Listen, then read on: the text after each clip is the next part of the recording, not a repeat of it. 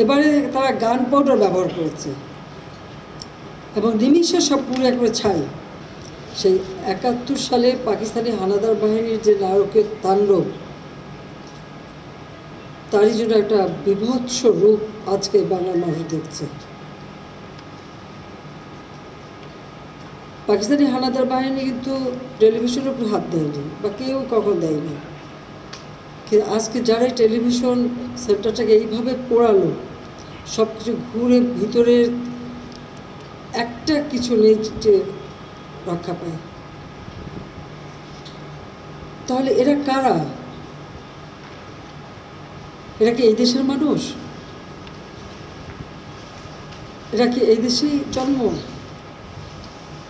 যে একটা দেশকে সম্পূর্ণভাবে ধ্বংস করার চিন্তা নিয়েই যেন তাদের আক্রমণ? গতকালকে মেট্রো রেল যা ছিল আমাদের জন্য সারা বিশ্বে বাংলাদেশের প্রত্যেকটা বাঙালির গর্বের একটা সম্পদ, সেটাকে ধ্বংস করলো। আর এই টেলিভিশনটা,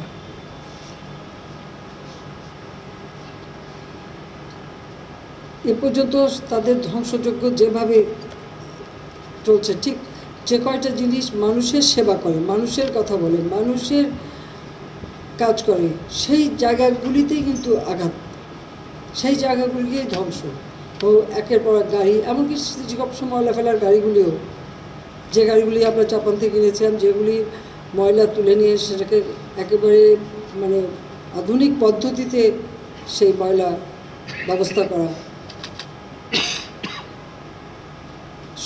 পানি শোধনাগার সেখানে হামলা করতে গেছে, বয়স শোধনাগার সেখানে হামলা। এটা কি হচ্ছে, কি তাদের মানসিকতা?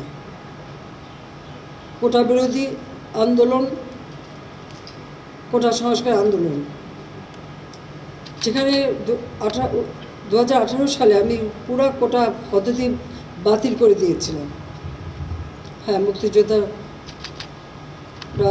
সেখানে মামলা করে, হাইকোর্ট একটা রায় দেয়, আবার সেই রায়ের দেওয়ার সাথে সাথে আমরা সরকারের পক্ষ থেকেও অ্যাপিলেট ডিভিশনে আপিল করি, কারণ আমার করা প্রজ্ঞাপনই তো বাতিল হয়ে গেছে, কাজে আমরাই আপিল করেছিলাম যে সেটাকে পুনর্বহাল করতে।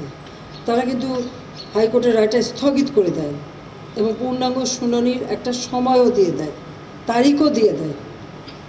যখন এটা স্থগিত হয়ে যায় তখন তো আবার সেই আমার করা প্রজ্ঞাপনটাই তো আবার কার্যকর হয়ে যায়। এটা যখন কার্যকরই হলো,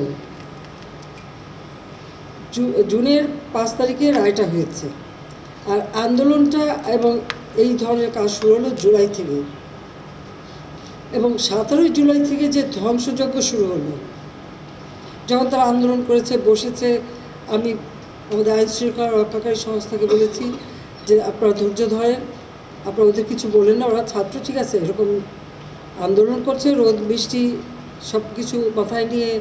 আমরা তো কত এই দেশের স্বাধীনতা সংগ্রামের জন্য কত আন্দোলন করেছি, সেই স্কুল জীবন থেকে এরকম রোদ বৃষ্টি ঝড় সব উপেক্ষা করেই আমরা মাইলের পর মাইল মিছিল করেছি। তো ওরা তো কখনো করেনি। অন্তত এই 15 বছর আমি সরকারে আসার পর ধারাবাহিকভাবে গণতন্ত্র চলছে দেশে, উন্নয়ন হচ্ছে, শিক্ষা প্রতিষ্ঠানে সেশন জট নাই, আধুনিক পদ্ধতিতে শিক্ষা, ডিজিটাল বাংলাদেশ, আধুনিক প্রযুক্তি শিক্ষা, এই টেলিভিশন, টেলিফোন সব কিছুই ডিজিটাল সিস্টেম। এটা তো 96 সাল থেকে আমরা শুরু করেছি। 96 সালের আগে কেউ কি কখনো এদেশে কম্পিউটার ব্যবহার করেছে? কেউ কি কখনো এখানে ফেসবুক অথবা ইন্টারনেট কোনো কিছুই তো বাংলাদেশে চালু ছিল না, কেউ করতো না। কিন্তু আমি সরকারে আসার পর থেকেই কিন্তু এই প্রযুক্তি ব্যবহার, ডিজিটাল ডিভাইস ব্যবহার, এবং সেগুলি আমাদের দেশের নতুন প্রজন্ম যাতে শিখতে পারে, সমস্ত ট্যাক্স তুলে দিয়ে সেগুলি মানুষের কাছে যাতে পৌঁছায়, সেই ব্যবস্থাটাও করে দিয়েছিলাম। দ্বিতীয়বার আসার পর থেকে তো আরও বেশি উন্নয়ন, যেগুলি আমাদের দেশে কত বেশি কর্মসংস্থান হবে, কত বেশি আমাদের যুব সমাজ কাজ পাবে, সেইভাবে বেসরকারি খাতকে আরও বেশি সম্প্রসারণ করা থেকে শুরু করে সব ধরনের কাজ করে দিয়েছি।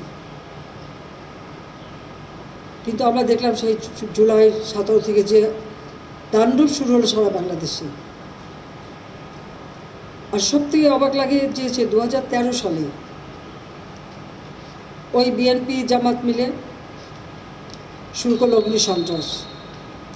তখন প্রায় 3800 মতো গাড়ি, 29টা রেল, 8টা লঞ্চ এবং প্রাইভেট কার এবং সিএনজি থেকে এগুলি রিক্সা, এগুলি তো পুড়িয়েছে।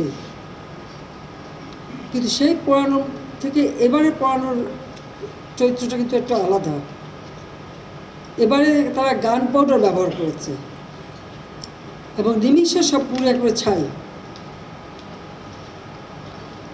এবং সারা বাংলাদেশ থেকে এই সন্ত্রাসী এবং বিএনপি জামাত, বিশেষ করে শিবির, তারা ঢাকায় এসে, ঢাকার ভিতরে ঢোকেনি, আশেপাশে থেকে এসে এইভাবে আক্রমণ করেছে ওই কোটা বিরোধী আন্দোলনের সূত্র ধরেই। তাদের মানে বলতে গেলে তাদের উপর তারা নির্ভর করে এই ঘটনাগুলি ঘটানোর সুযোগ পেল। অথচ আমরা সেখানে পুলিশকে হত্যা করা হয়েছে, সাংবাদিকদের হত্যা করা হয়েছে, আমাদের আওয়ামী লীগ নেতাকর্মী, সাধারণ মানুষ